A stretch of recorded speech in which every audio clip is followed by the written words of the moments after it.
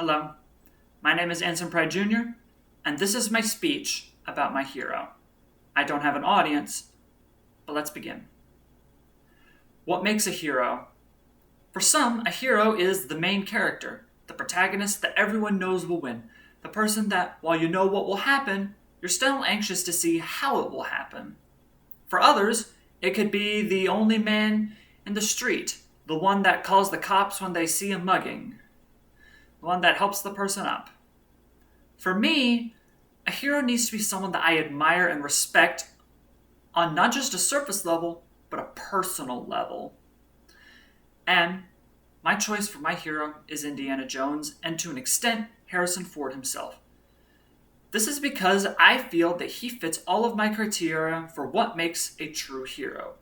He always gets up when he falls over. He never falters in his beliefs despite doing questionable things.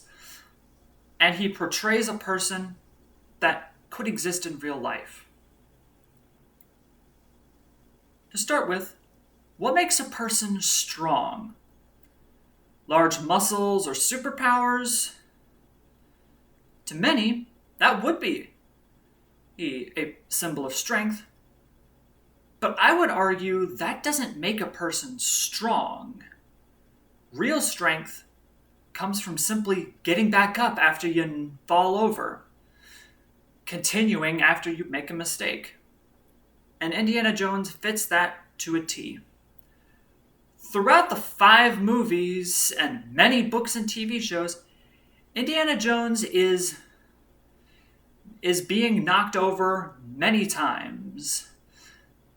In Raiders, he has the artifact stolen by Belloc at the start of the movie.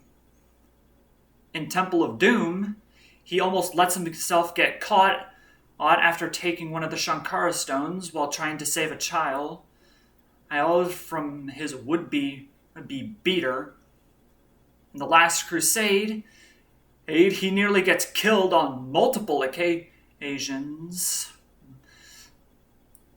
Being burned to death, drowned in petroleum, or chopped up by a fan blade. But despite all of these, he always gets back up. He never lets those failures get to him. At least not in the way you might be thinking. To give some more context on the Temple of Doom situation, Indiana Jones travels to Pankot Palace in India, and after viewing a thuggy cult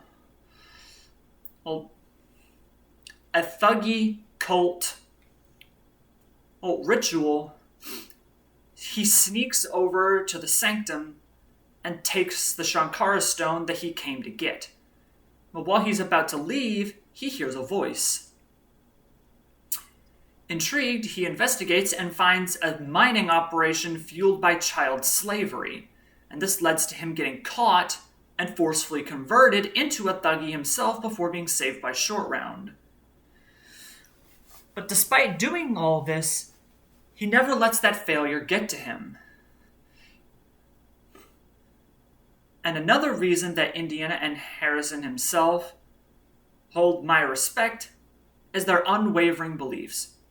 As I mentioned before, Indiana Jones doesn't let those failures get into his head. And to an extent, means that his beliefs aren't easily shaken either. For example, near the beginning of Raiders of the Lost Ark, Indiana Jones mentions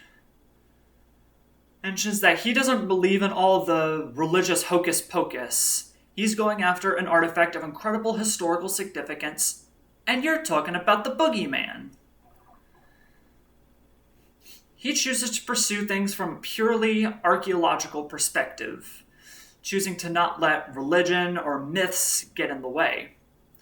Despite the fact that throughout those movies, he very much should be believing in those religious things. Well, the Ark is real. The Grail is real. And if the legends are to be believed, Shiva is too. However, I would say the biggest reason Indiana Jones is unwavering in his beliefs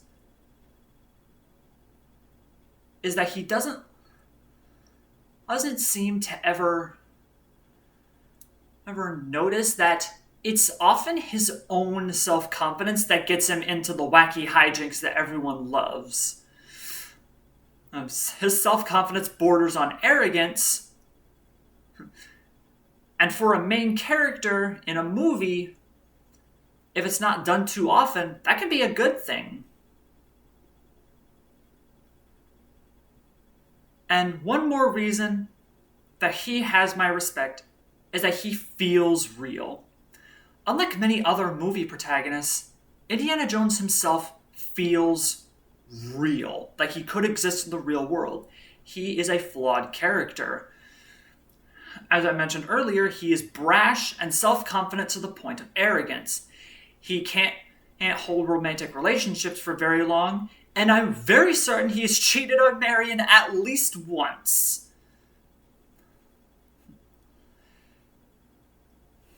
He may teach at the school, but he finds it to be deeply boring, preferring instead to travel and do his wacky hijinks. He gets scared. He gets upset. And at the beginning of Dial of Destiny, it's shown that during his falling out with Marion and his son's death in the Vietnam War, he's become so disillusioned with reality that he's considering giving up archaeology altogether. I don't know about you, but that sounds like a real-world problem that a real person would experience. After experiencing heartbreak, and then that heartfelt reunion, then heartbreak again, and then a reunion again, and then another heartbreak, followed by another heartbreak. That feels like something that could wear down a person to the point where they would be questioning why they're there at all. Like, what's the point of living anymore?